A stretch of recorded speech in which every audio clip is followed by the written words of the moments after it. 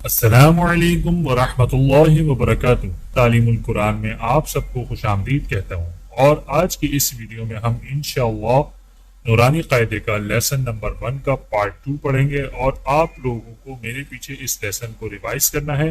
امید ہے کہ اس ویڈیو کے بعد آپ کو یہ پارٹ اچھے سے سمجھ میں آ جائے گا۔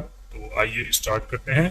اعوذ باللہ من الشیطان الرجیم، بسم اللہ الرحمن الرحیم۔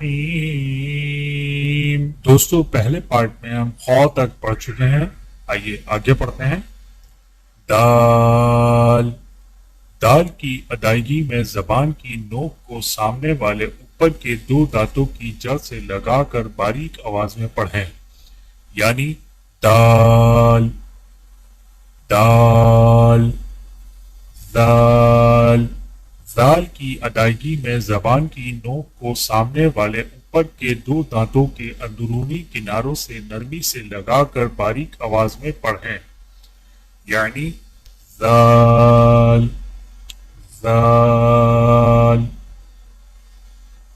را، را کی ادائیگی میں زبان کی نوک کی پشت کو اوپر والے دانتوں کے مسوڑوں سے لگا کر موٹی آواز میں پڑھیں، یعنی را را۔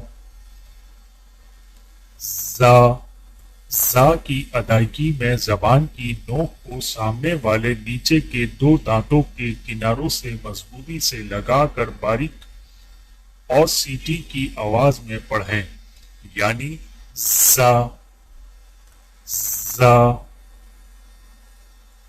سین، سین کی ادائیگی میں زبان کی نوک کو سامنے والے نیچے کے 2 دانتوں کے کناروں سے مضبوطی سے لگا کر باریک اور سیٹی جیسی آواز میں پڑھیں، یعنی سین سین۔ شین، شین کی ادائیگی میں زبان کے درمیان کو تالو کی طرف بلند کرتے ہوئے باریک اور پھیلتی ہوئی آواز میں پڑھیں، یعنی شین شین۔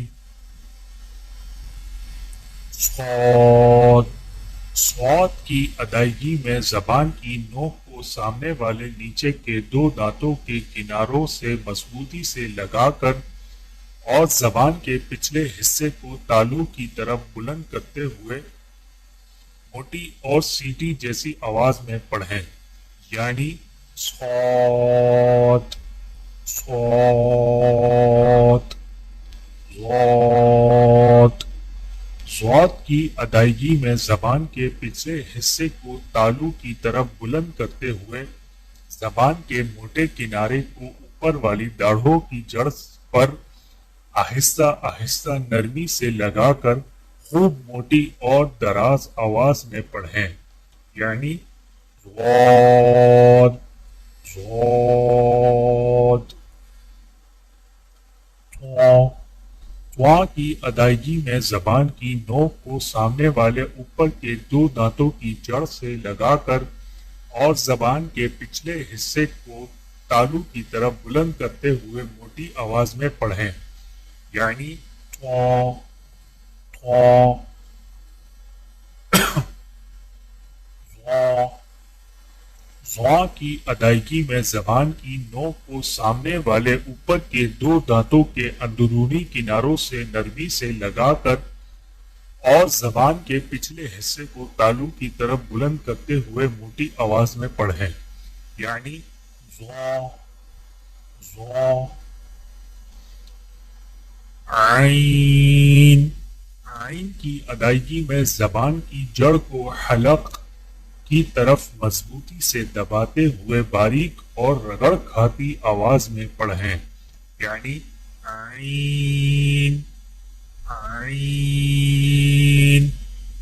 غین، غین کی ادائیگی میں زبان کی جڑ کو تالو کی طرف بلند کرتے ہوئے موٹی آواز میں پڑھیں، یعنی غین غین۔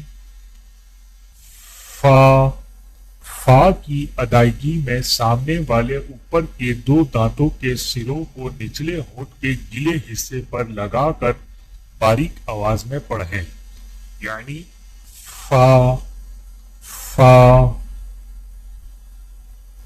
قاف۔ قاف کی ادائیگی میں زبان کی جڑ کو کوے کے متصل تالوں پر لگا کر موٹی آواز میں پڑھیں، یعنی قاف قاف۔